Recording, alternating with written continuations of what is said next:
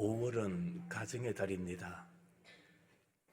첫째 주일은 우리가 어린이 주일로 지켰고요. 지난 주일은 어버이 주일로, 그리고 오늘은 주일학교 아이들 교육을 위하여 수고하시는 스승의 주일로 교사들을 위하여 격려하는 시간을 가지며 말씀을 받게 됩니다.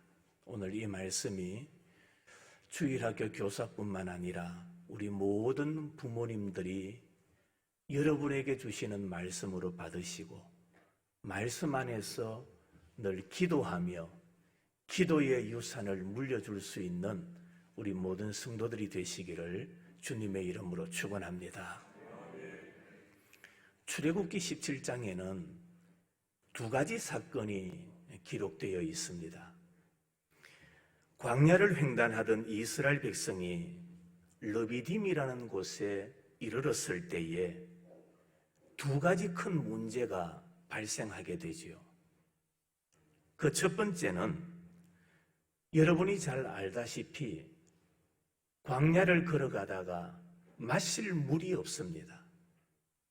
물이 없다는 이유로 모세에게 대들며 항변한 사건, 이것이 출애굽기 17장에서 말씀하는 첫 번째 사건입니다. 17장 2절은 이렇게 말씀합니다. 백성이 모세와 다투어 이르되 우리에게 물을 주어 마시게 하라.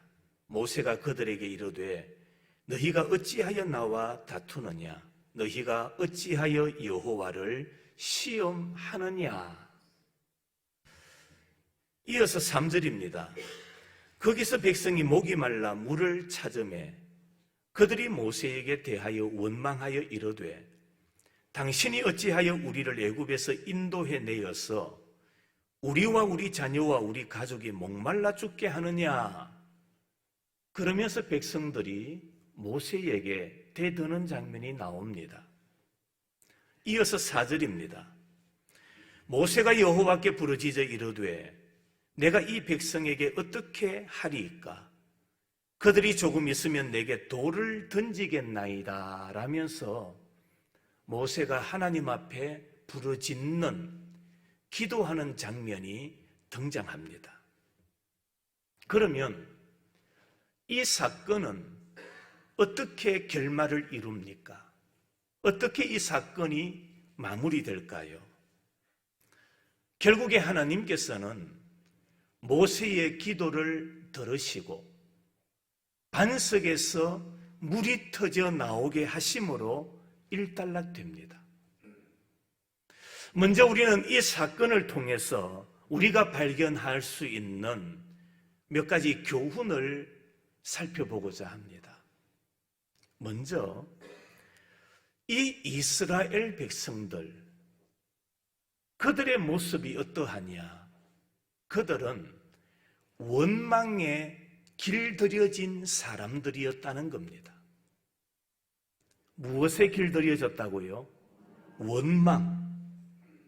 다시 말하면 이스라엘 백성들은 걸핏하면 뭐 합니까? 원망을 합니다. 마라에서도 물이 없다고 원망했지요. 그뿐입니까? 무화과와 석류가 없다고 원망을 합니다. 광야길을 걸어갈 때에 먹을 고기가 없다고 그들은 원망하고 또 원망하고, 그들의 입에서 나오는 말들은 전부가 원망이었던 겁니다. 여러분, 사람이 그렇습니다. 사람이 원망에 길들여지면 원망할 수밖에 없고요.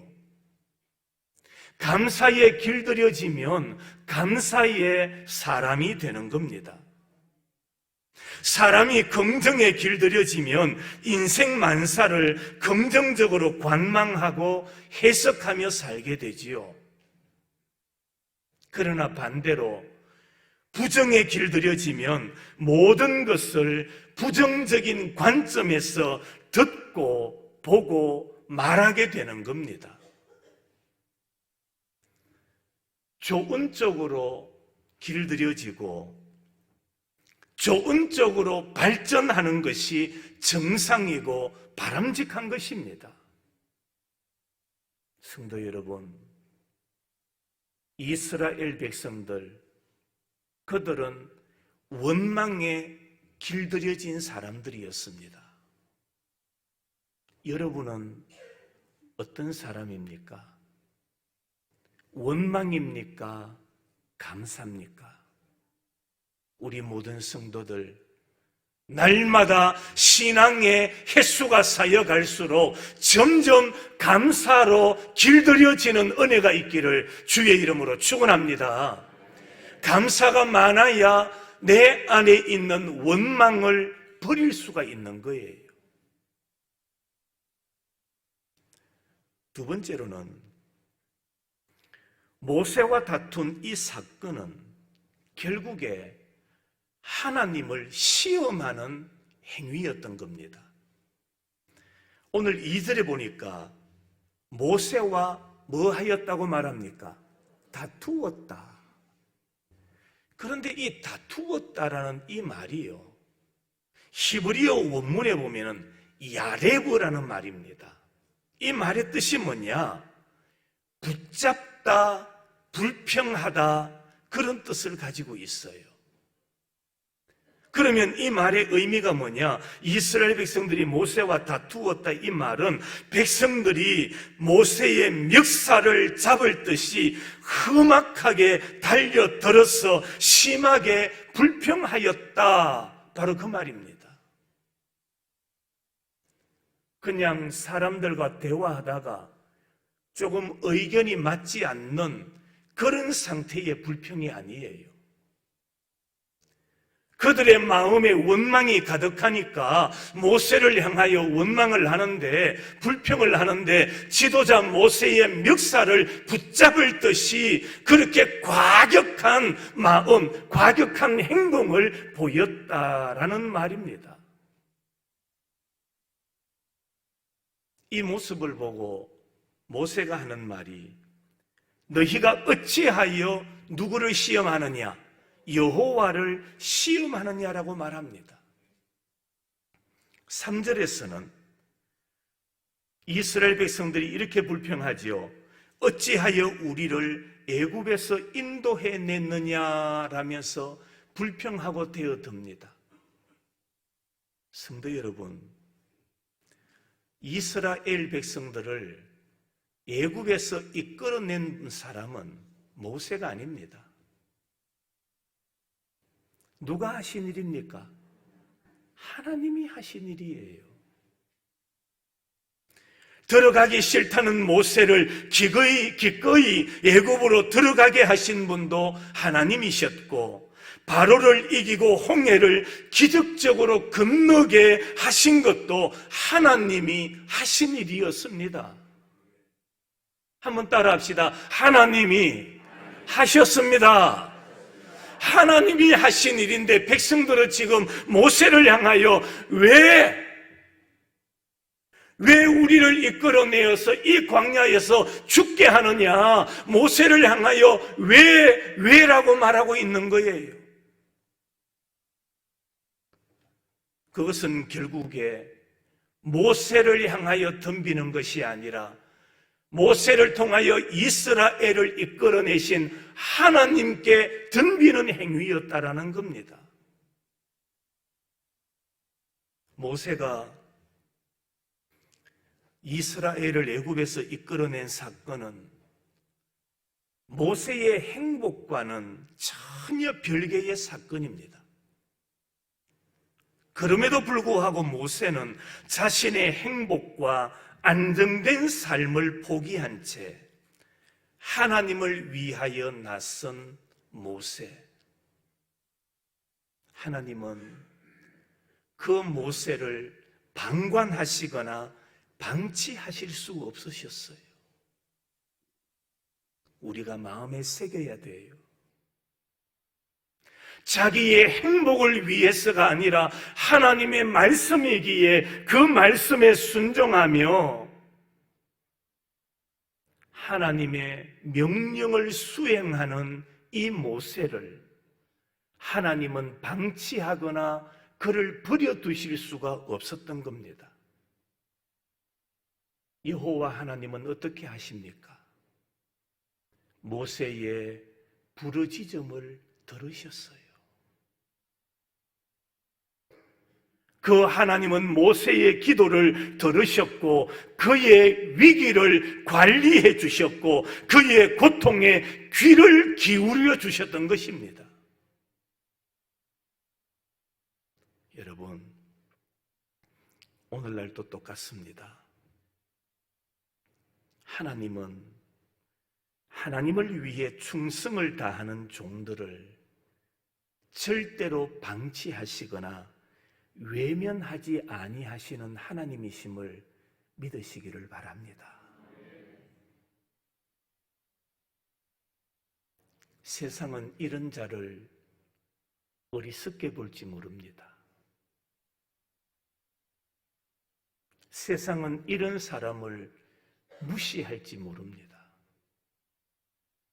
그러나 하나님은 하나님의 말씀을 따르고 나의 행복이 떠나간다 할지라도 말씀이기에 그 말씀의 길을 걸어가고 따르는 자를 방치하지 아니하시는 하나님, 외면하지 아니하시는 하나님, 그의 기도를 들으시고 응답하시는 하나님이시라고 말씀하고 있습니다. 성도 여러분, 혹여나 우리가 신앙의 길을 걸어가다가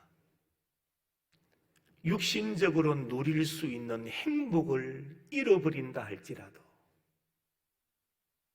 육신적인 기쁨을 빼앗겨 버린다 할지라도 우리는 하나님의 말씀의 길을 걸어가야 되고 그 말씀을 붙잡고 달려가야 할 자임을 잊지 마시기를 바랍니다. 결국에 모세는 기도했고 그 기도에 뭘 받습니까? 응답을 받았어요.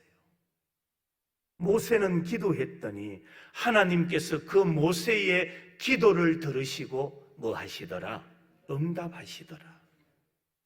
4절에 내가 이 백성에게 어떻게 하리까? 라고 했지요. 모세의 기도예요.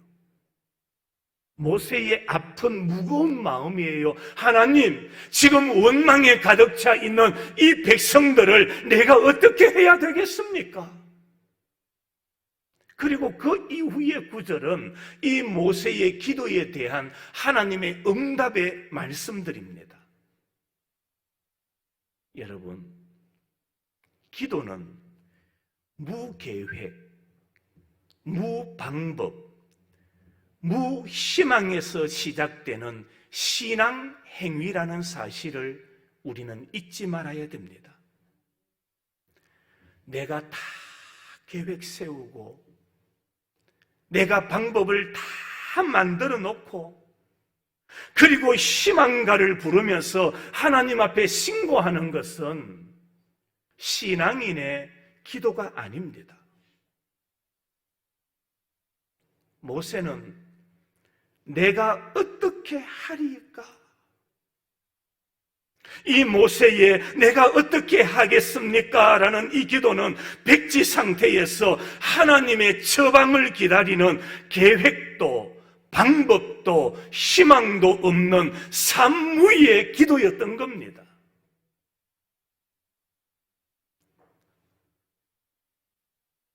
베드로전서 5장에 보면 너희 염려를 다 주께 뭐하라? 맡기라고 말씀합니다. 다 맡기라. 이 말씀에 우리는 주목해야 됩니다. 무엇을 맡기라고 말씀합니까? 염려를 어떻게? 다. 한번 따라 하실까요? 다.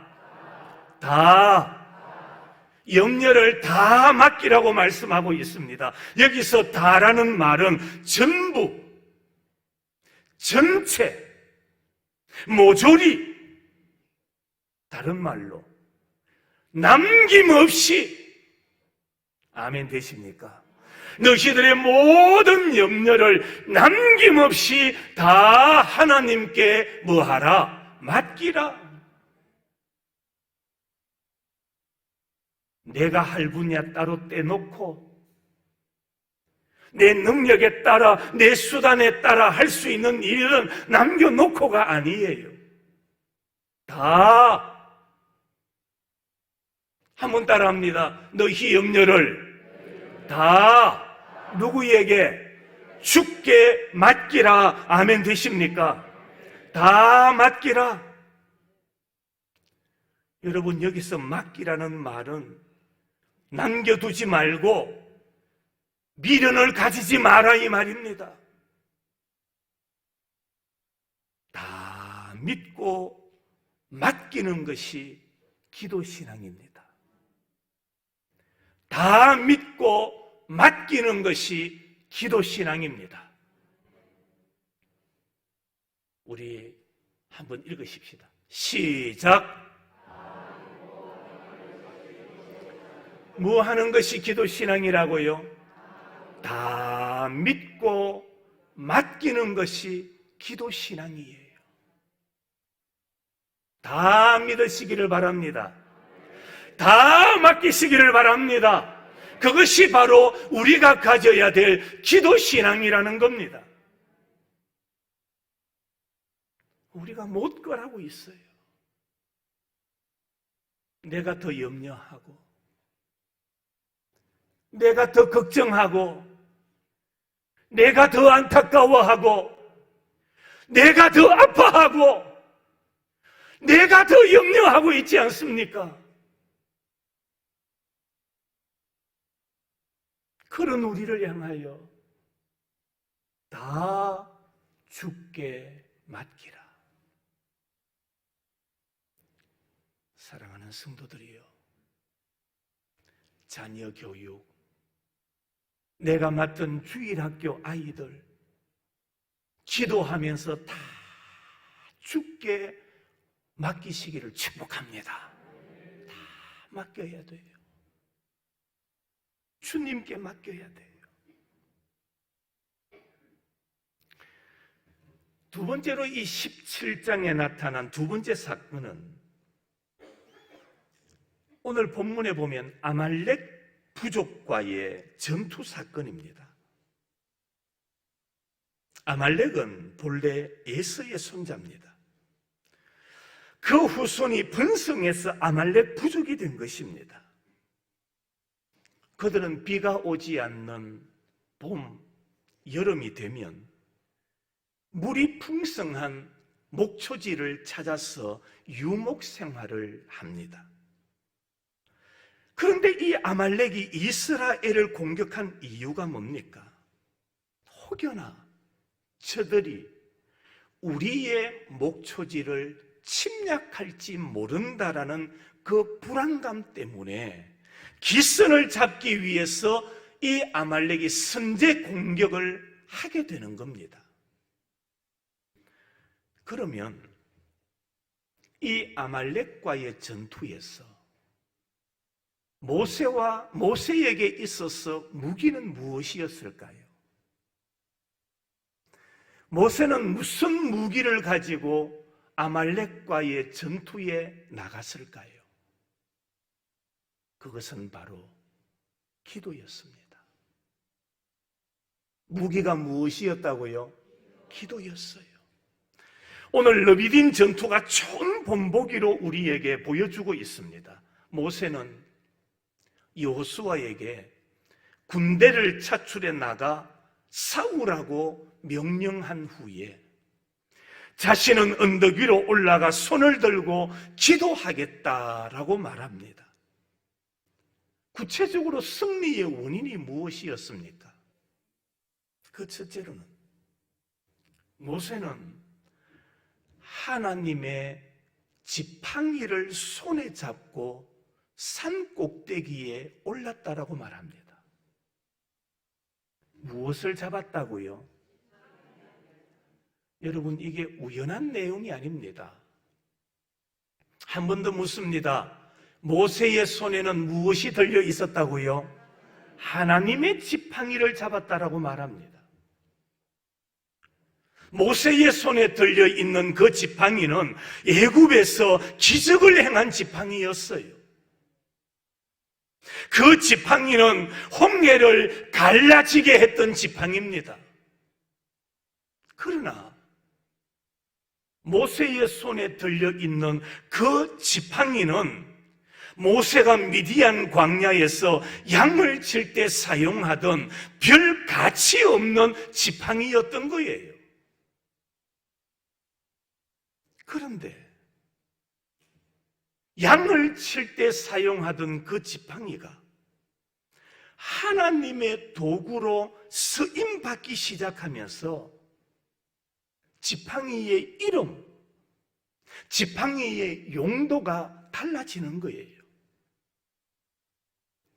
모세의 지팡이로 불리던 것이 오늘 성경에 보니까 누구의 지팡이라고 말합니까? 하나님의 지팡이라고 말합니다. 모세가 사용하면 모세의 나무 지팡이에 불과한 거예요. 그런데 그 지팡이가 누구에게 쓰임을 받습니까? 하나님께 쓰임 받으니 그 지팡이의 이름이 달라지는 거예요. 모세의 지팡이가 아니라 누구의 지팡이다? 하나님의 지팡이를 손에 들고라고 말하고 있습니다. 하나님의 지팡이라고 말합니다. 성도 여러분, 우리에게도 우리가 가지고 있는 지팡이가 있어요. 나만의 지팡이가 있어요. 내 지팡이, 내 가능성, 내 능력, 이 모든 것은 유보해야 돼요. 내려놓아야 돼요. 내 지팡이와 내 가능성과 내 능력은 내려놓고 하나님의 지팡이를 손에 들고 기도의 산 꼭대기를 향하여 올라갈 수 있는 여러분이 되시기를 축원합니다. 하나님의 지팡이를 들고 기도의 산을 향하여 올라가는 자가 되어야 돼요. 자녀를 교육하고 주일학교 교사가 되고 사업을 하고 직장 생활할 때에 여러분, 나의 지팡이, 나의 능력, 나의 가능성 모두 내려놓으시기를 바랍니다. 우리의 손에 들려져야 될 것은 누구의 지팡이입니까? 하나님의 지팡이입니다.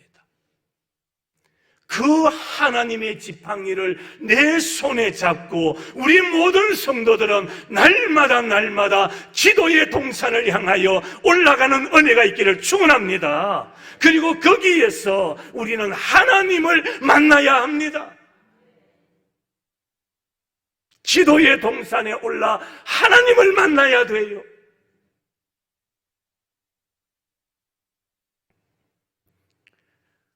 모세가 하나님의 지팡이를 들고 산에 올라갔습니다.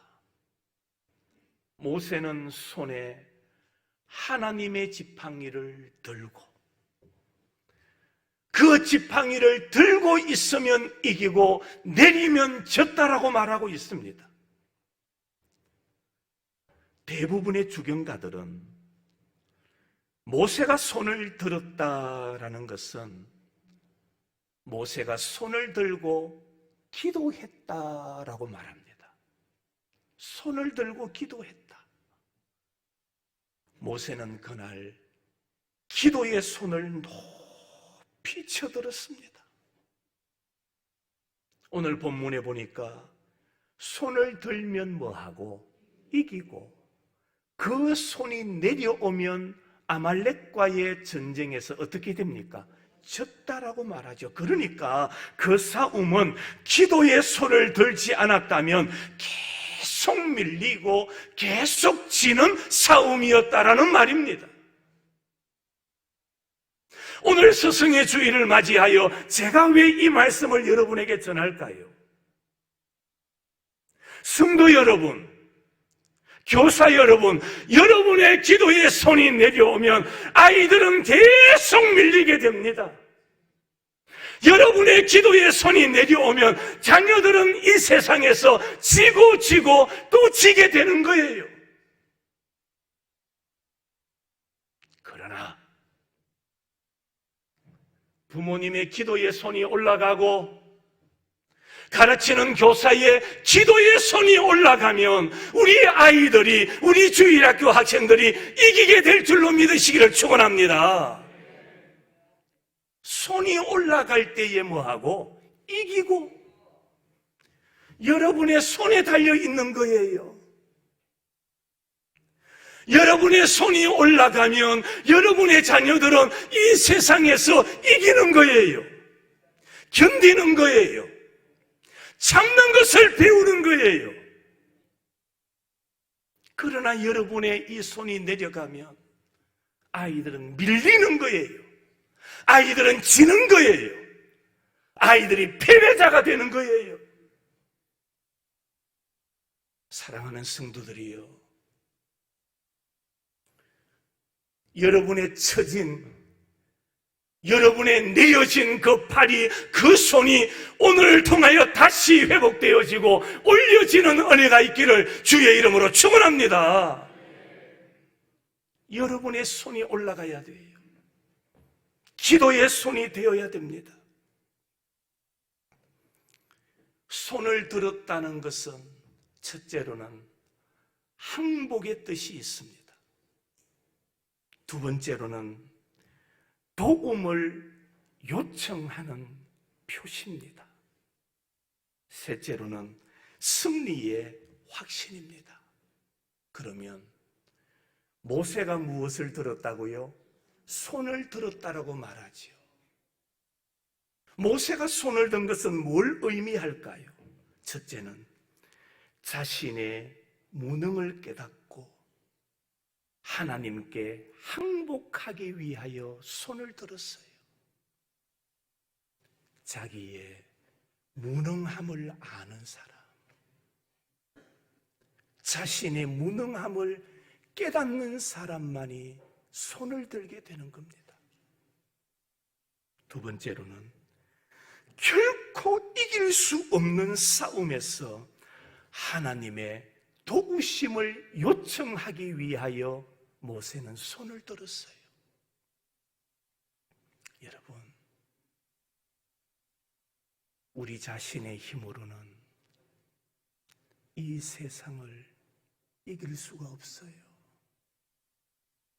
내가 많이 갖추었고 다 갖추었다라고 생각할지 모르지만 내 능력, 내 지혜, 내 방법으로는 이 세상을 이길 길이 없어요.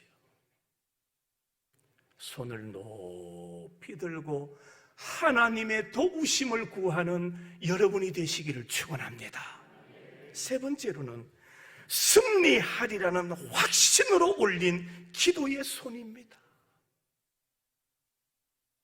여러분, 기도할 때 여러분의 손의 위치는 어디입니까? 주머니에 손 넣고 기도하지 마세요. 팔짱 끼고 기도하지 마세요. 턱을 받치고 기도하지 마세요.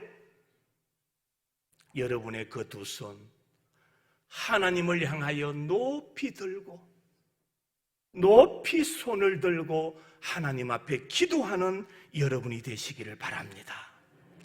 믿고 손을 들어 기도하십시오.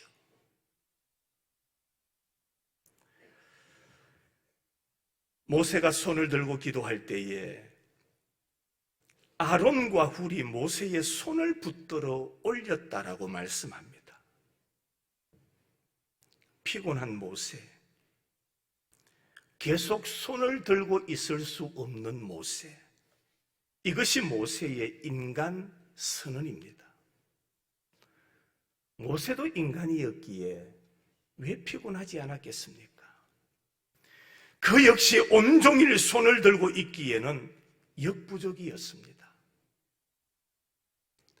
사실 인간으로서의 모세는 자신의 손무게도 스스로 감당할 수 없는 연약한 인간에 불과했어요.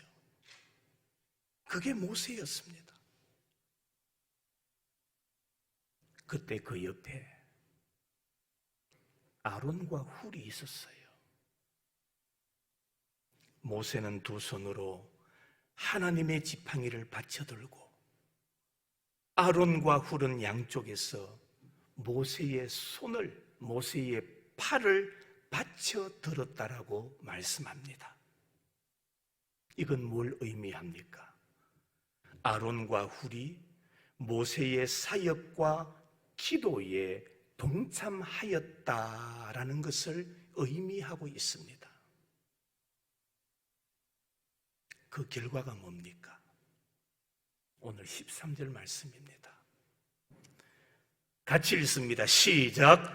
여호수아가 칼날로 아말렉과 그 백성을 쳐서 뭐 하였다고요? 무찔렀다라고 말합니다. 기도하는 민족이 이깁니다. 기도하는 교회가 흥합니다. 기도하는 가정이 행복합니다. 기도하는 개인이 형통합니다. 기도를 받아먹고 자라는 자녀들은 장대하게 될 줄로 믿습니다. 그렇다면 우리는 뭐 해야 됩니까? 기도해야 됩니다. 성도 여러분, 교사 여러분, 손을 들고 기도하시기 바랍니다. 아론과 훌이 되시기 바랍니다. 그날 모세는 그곳에 단을 쌓고 하나님께 감사의 제사를 드립니다. 그리고 그곳 이름을 여호와 니시라 불렀다라고 말합니다. 여호와 니시, 여호와는 나의 깃발이라는 말입니다. 우리 모두 손을 들고 기도함으로 하나님의 승리의 깃발을 꽂으시는 우리 성도들이 되시기를 주님의 이름으로 축원합니다.